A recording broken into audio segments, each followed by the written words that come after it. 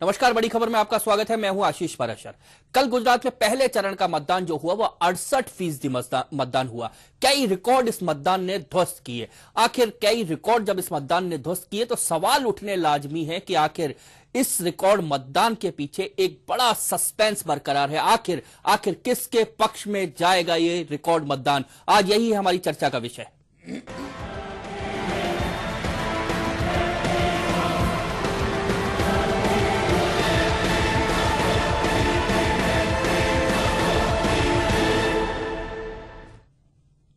और इस खबर पर चर्चा के लिए हमारे साथ मौजूद रहेंगे हमारे न्यूज एडिटर प्रताप राव। प्रताप जी, 68% मतदान गुजरात के पहले चरण में हुआ है, क्या देखते हैं? क्योंकि सब राजनीतिक दलों के अपने अपने दावे अब सामने आने लगे।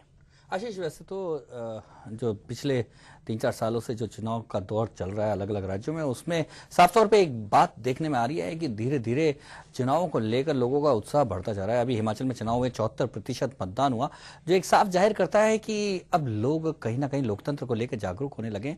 और ये जो बातें बार बार कही जाती थी कि लोग बातें बहुत करते हैं लेकिन वोट देते समय चुप हो जाते हैं, मुझे लगता है कि अब लोगों में बार बार उस बात का अटैक हुआ है और लोग अब समझने लगे कि उनके वोटों की ताकत से वो किस तरह से अपनी तकदीर को बदल सकते हैं। शायद एक तो सबसे बड़ा जो परिवर्तन है हमारे देश के जो लोकतंत्र के आगे बढ़ने के साथ साथ ये हो रहा है। लेकिन सबसे बड़ी बात है कि सस्पेंस क्या है। सस्पेंस तो वही है कि जो जनता इस बार चाहती है, बड़े उत्साह से उसने मतदान किया है और वो सस्पेंस बरकरार रखा है, कोई भी जीते।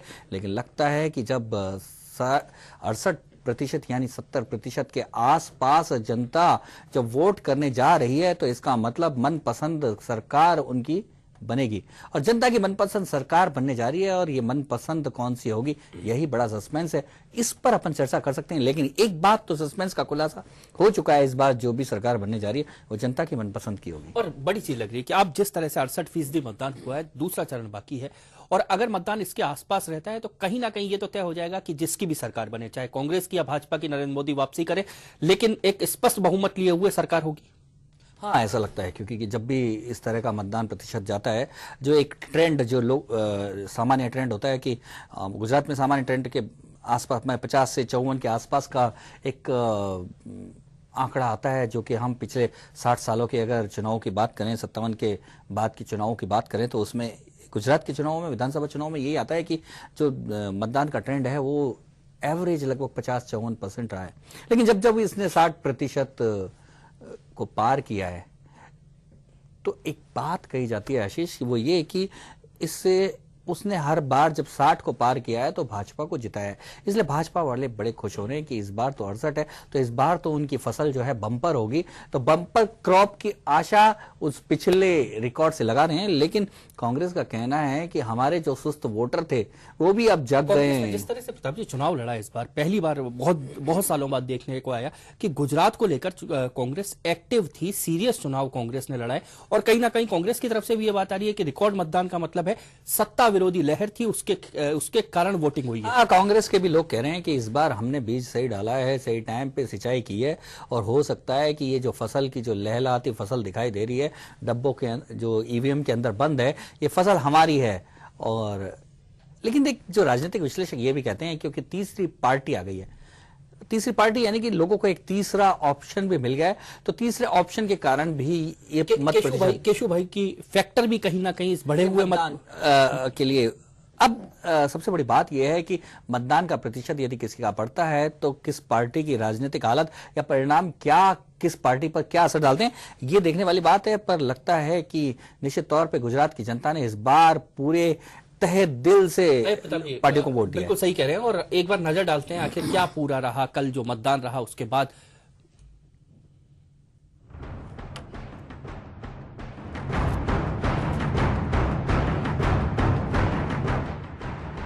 गुरुवार को गुजरात विधानसभा के पहले चरण का मतदान हुआ। जाहिर है सबकी नजर उसी पर बनी रही।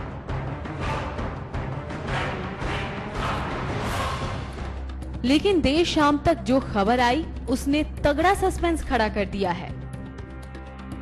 गुजरात में 87 सीटों पर रिकॉर्ड वोटिंग हुई है। शाम 5 बजे तक यहां 68% वोट पड़े, जबकि 2007 की बात करें तो पहले चरण में सिर्फ 54% मतदान हुआ था। यानी इस बार 14% वोट ज्यादा पड़े। लेकिन सवाल, आखिर इस रिकॉर्ड वोटिंग की वजह क्या है? क्या ये मोदी का जादू है? क्या लोग उनके वाइब्रेंट गुजरात के नारे से इतने प्रभावित हुए कि रिकॉर्ड ही तोड़ डाले? या ये केशुभाई पटेल का असर है, जिसने मोदी को दरकिनार करने के लिए कमर बांध रखी है? क्या यही वजह है कि ज्यादा से ज्यादा वोट डाले गए? या फिर मोदी और केशुभाई की लड़ाई का फायदा ताक लगाए बैठी कांग्रेस को हुआ और बाजी उसके पाले में जा गिरी है? खैर, जनता का जनादेश ईवीएम में बंद है। नतीजे क्या हैं? 20 दिसंबर को ही पता चलेगा। लेकिन तमाम सियासी दल अभी से अपनी जीत का दम भरने लगे हैं। आपको बता दें कि पहले चरण में सौराष्ट्र के 7 जिलों की 48, दक्षिण गुजरात के 5 जिलों की 35 और अहमदाबाद के 4 सीटों पर मतदान हुआ। लेकिन सबकी निगाहें सौराष्ट्र पर टिकी हैं, जहां मोदी और केशुभाई की अग्नि परीक्षा है। गुजरात के विकास का दम भरने वाले मोदी इस बार काफी सतर्क हैं। कांग्रेस भी मोदी को घेरने के लिए रणनीति के साथ मैदान में है। लेकिन मोदी आज गुजरात बन चुके हैं और गुजरात मोदी। फिर भी राह आसान नहीं। गुजरात में एक कहावत है कि गांधीनगर का रास्ता सौराष्ट्र से होकर गुजरता है। इस बार मोदी का सिरदर्द भी यही इलाका है, जहां कुछ लोग मोदी को जीता हुआ खिलाड़ी मान रहे हैं और इस चुनाव को एक तरफा खेल, वहीं मोदी हर एक कदम फूंक फूंक कर रख रहे हैं। मोदी जानते हैं उनका एक गलत कदम एक दशक की मेहनत पर पानी फेर सकता है। ऐसे में कांग्रेस और केशुभाई भी मौके की तलाश में हैं।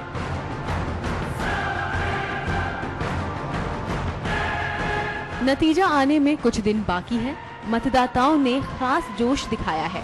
आखिर जनता ने क्या तय किया है, किसकी किस्मत में क्या लिख दिया है, जानने के लिए 20 दिसंबर का इंतजार है। लेकिन सस्पेंस बरकरार है। Bureau report, HBC news.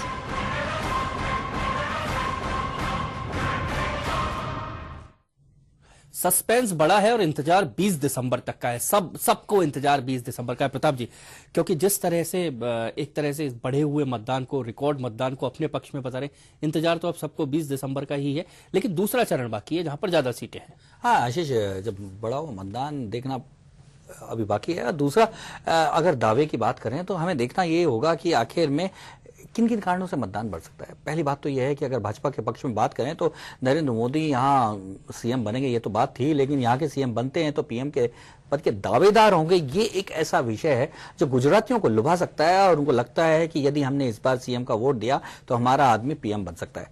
तो एक ये पक्ष जो है भाजपा के पक्ष में जाता है। ये बात कि अगर गुजरातियों ने सोचा कि नहीं, हमारा आदमी दिल्ली की गद्दी तक पहुंचना चाहिए, तो शायद हो सकता है ये भाजपा के साथ हो। दूसरी बात ये हो सकती है कि अगर ये लगा कि नहीं, नरेंद्र मोदी की एंटी इनकम्बेंसी हावी है, या उन्होंने केशुभाई के साथ जो किया है और पटेलों के साथ जो किया है, तो उनकी सद्भावना, यदि उनकी जो अपनी भावना केशुभाई के साथ रही, तो निश्चित तौर पे केशुभाई के साथ ये सौराष्ट्र इलाके कहीं ना कहीं ये बढ़ा हुआ मतदान जो है, बहुत सारे सस्पेंसों को अब इसने दबा दिया है। चर्चा जारी रखेंगे। फिलहाल आगे बढ़ने से पहले लेते हैं एक ब्रेक।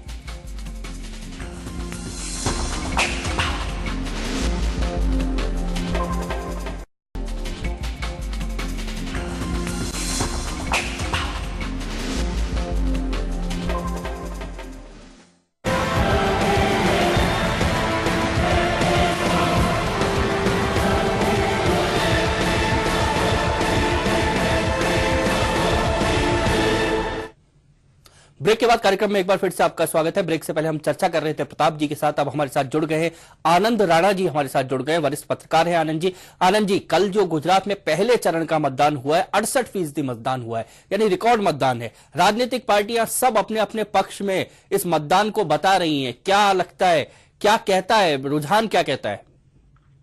देखिए, रुझान की जहां तक बात है तो चुनाव पूर्व जितने भी सर्वेक्षण हुए हैं उनमें कहा गया है कि मोदी तीसरी बार जो है गुजरात में चुनाव जीतने वाले हैं। जी।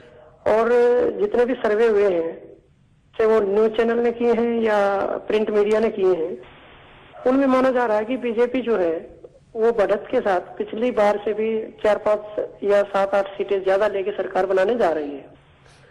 अब रहा सवाल आपका कि सभी पार्टी से अपने पक्ष में भुनाने में जुटी हुई है कि ज्यादा मतदान है। कांग्रेस कह रही है कि ये बीजेपी के खिलाफ है या मोदी के खिलाफ है, ये बीजेपी कह रही है कि ये हमारे पक्ष में है, और उधर केशव भाई पटेल जो है वो कह रहे हैं कि हम भी कुछ सीटें जीतने जा रहे हैं।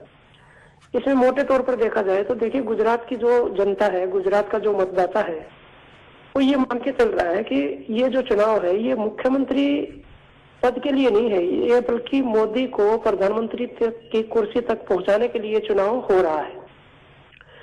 गुजरात का मतदाता ये मान के चल रहा है कि उनके सामने ये सबसे बड़ा अवसर है। आनंद जी, एक बड़ा सवाल उठता है कि निश्चित तौर पे गुजरात के लोगों में ये निश्चित तौर पे एक भावना हो सकती है कि मोदी को आगे बढ़ाना चाहिए, लेकिन एक बड़ी बात ये भी है कि केशव भाई जैसे जो बड़े कद्दावर नेता थे, पटेलों के मसीहा हैं, वो मोदी के साथ छूटने के बाद क्या लगता नहीं है कि उनके प्रति सहानुभूति, उनके प्रति एक जो अपनत्व है, उसके कारण भी उमड़ पड़े हों लोग और बताना चाहते हैं मोदी को कि क्या किया गलत उन्होंने? देखिए, इस ये जो आपका सवाल है, इसमें मैं थोड़ा सा आपको अतीत में ले जाना चाहूंगा। पंजाब में जो चुनाव हुआ, आपकी बार विधानसभा चुनाव हुए पंजाब में, तो ये माना गया था कि पीपीपी जो पार्टी बनी मनप्रीत बादल ने, जो प्रकाश सिंह बादल के भतीजे हैं जी, उन्होंने सरकार से रिजाइन करके अपनी अलग पार्टी बनाई जी। और जब चुनाव नतीजे पंजाब विधानसभा चुनाव के आए और अकाली दल भाजपा ने वहां पे सरकार बनाई, तो कांग्रेस अध्यक्ष सोनिया गांधी ने भी ये कहा था कि पीपीपी को जो वोट गया वो कांग्रेस को जाना चाहिए था, लेकिन बीच में पीपीपी को वोट गया, तो वो जो वोट कटा उससे कांग्रेस के उम्मीदवार कुछ सीटों पे हार गए, यानी कि कांग्रेस की हार हुई। यानी कि आपका कहना है आनंद जी, आपका कहना है कि यहाँ केशव भाई कांग्रेस को नुकसान पहुंचा रहे हैं?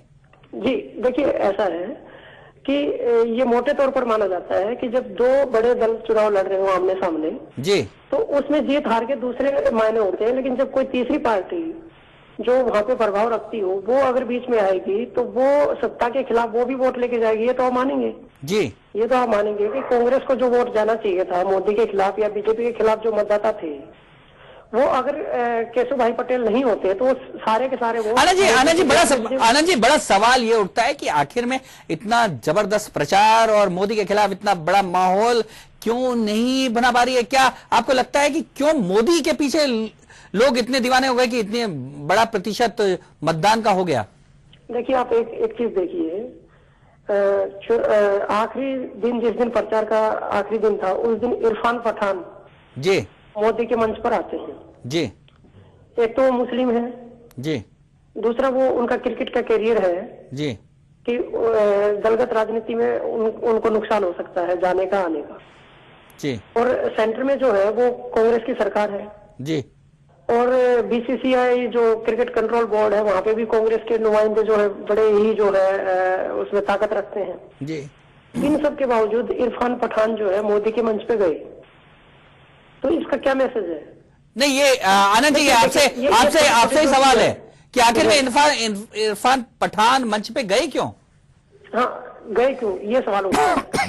देखिए, एक चीज है, ये जो 60 साल से 65 साल से देश के अंदर चलता आ रहा है कि चुनाव जब आते हैं तो किसी को सांप्रदायिक बताना और किसी को जो है अपने आप को खुद को उदारवादी बताना और अल्पसंख्यकों का हितैषी बताना, अब वो चीजें कहीं पीछे छूटती जा रही हैं। आज का जो नौजवान तबका है या कोई भी नागरिक है, वो हर कम्युनिटी में, चाहे वो किसी भी धर्म में बिलोंग करता हो, वो सब चाहते हैं कि विकास हो, और इसमें कोई दो। यानी कि आनंद जी, आपका कहना है कि गुजरात में विकास का मुद्दा था और विकास के चलते लोग उमड़ आए मतदान केंद्रों पर।